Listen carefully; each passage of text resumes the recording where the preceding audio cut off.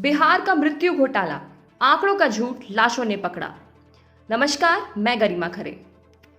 भारत में कोरोना से 3.5 लाख से ज्यादा लोगों की मौत हो चुकी है।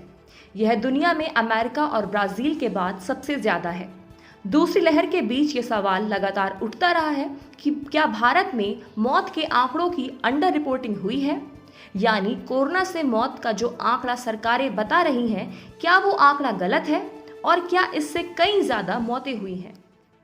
दरअसल बिहार के बक्सर में गंगा किनारे लाशें तैर रही थी तो उस पर पूरे देश की नजरें टिकी। दूसरी लहर में घर घर कोरोना ने दस्तक दिया था, कई मौतें भी हुई थी। आपको बता दें कि 7 जून तक बिहार में कोरोना से मौत का आंकड़ा 5,424 था। अगले ही दिन 8 जून को ये आंकड़ा अचानक 9,429 हो गया, यानी एक ही दिन में मौत का आंकड़ा 3,951 बढ़ गया। एक दिन में ये कैसे हो गया? कैसे अचानक इतनी मौतें बढ़ गईं? जब ये सवाल उठे तो पता चला कि ये पुरानी मौतें हैं, इन्हें अब जोड़ा गया है। लेकिन फिर ये पूछा गया कि जिन मौतों को अब गिना उन्हें पहले क्यों नहीं बताया गया। प्रशासन ने बताया बहुत बड़ी महामारी। इसके जवाब में बिहार के स्वास्थ्य मंत्री मंगल पांडे ने सफाई देते हुए कहा कि बहुत बड़ी महामारी थी, प्रशासन सबको बचाने में लगा था। स्वास्थ्य मंत्री कुछ भी सफाई दें, लेकिन कोरोना से मौत के आंकड़े छुपाने का आरोप बिहार सरकार पर इसलिए लग रहे हैं क्योंकि मौत का ये नया आंकड़ा अचानक नहीं आया। 17 मई को पटना हाई कोर्ट ने बिहार सरकार को ऑर्डर दिया था कि वो कोरोना की दूसरी लहर में हुई मौतों को अपने हर सोर्स से रीवेरीफाई करे, उन्हें रिवाइज करे। ये ऑर्डर इसलिए दिया गया था क्योंकि कोरोना से हुई मौतों पर अलग अलग आंकड़े दिए जा रहे थे।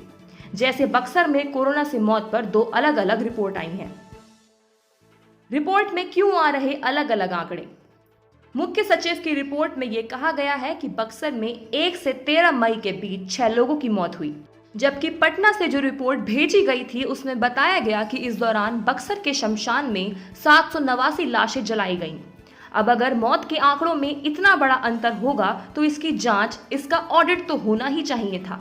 सवाल उठ रहे थे कि क्या मौत का आंकड़ा जानबूझकर छुपाया जा रहा है? हाईकोर्ट के आदेश के बाद 20 दिन में सरकार ने कोरोना से हुई मौतों का ऑडिट किया, जिसमें यह पाया गया कि करीब 73% मौतें रिपोर्ट ही नहीं की गईं। उन्हें अब मौतों के कुल आंकड़ों में जोड़ा गया। वेरीफाई करने के बाद पटना में 1070 मौतें, बेगूसराय में 316, मुजफ्फरपुर में 314 और नालंदा में 222 मौतें जोड़ी गईं।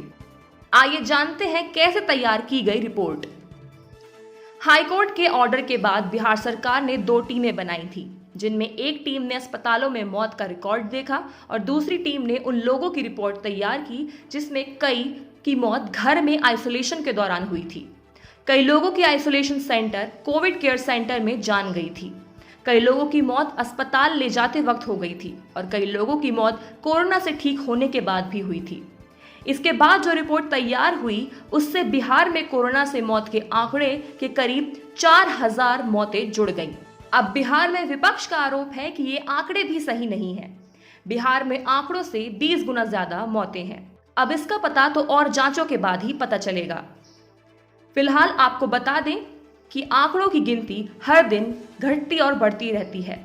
आज कहीं कम केसेस हैं तो इसका मतलब ये नहीं कि कोरोना पूरी तरह से जा चुका है, बल्कि इसका मतलब ये है कि जो सावधानी आप अब तक दिखा रहे थे वो अभी भी बरकरार रखनी है। तभी आप तीसरी लहर से अपने आप को और अपनों को बचा सकते हैं। Stay safe. धन्यवाद।